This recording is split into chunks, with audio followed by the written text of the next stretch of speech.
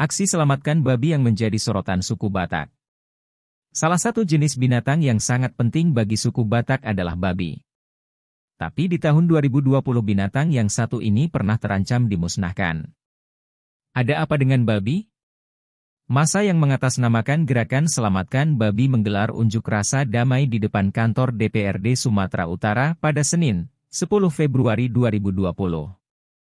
Mereka menolak dengan tegas rencana pemusnahan ternak babi di Sumatera Utara. Dari babi banyak yang jadi jenderal, jadi profesor.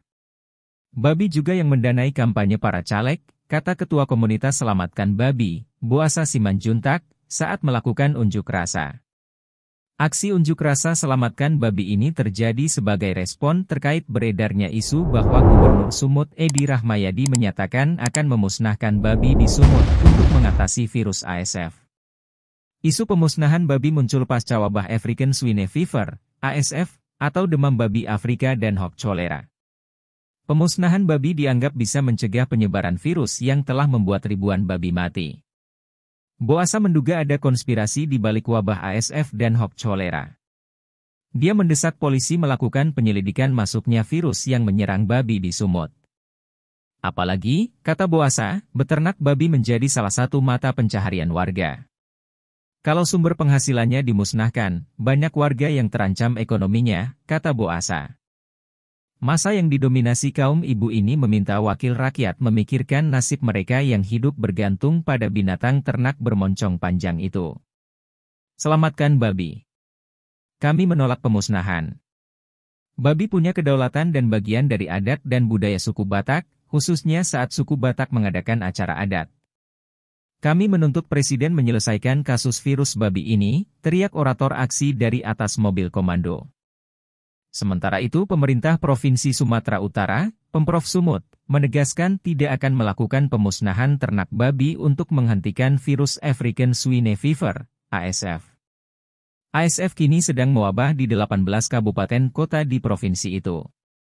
Pemusnahan babi tidak akan dilakukan karena bertentangan dengan beberapa peraturan dan mempertimbangkan perekonomian, ujar Kepala Dinas Ketahanan Pangan dan Peternakan Sumut Ashar Harahap di Medan, Jumat 17 Januari.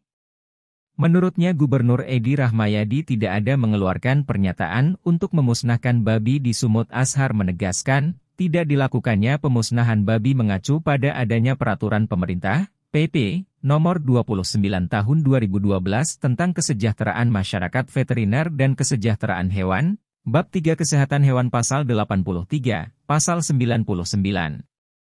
Pemusnahan ternak babi juga melanggar prinsip Organisasi Kesehatan Hewan Dunia, Office International des Epizooties OIE.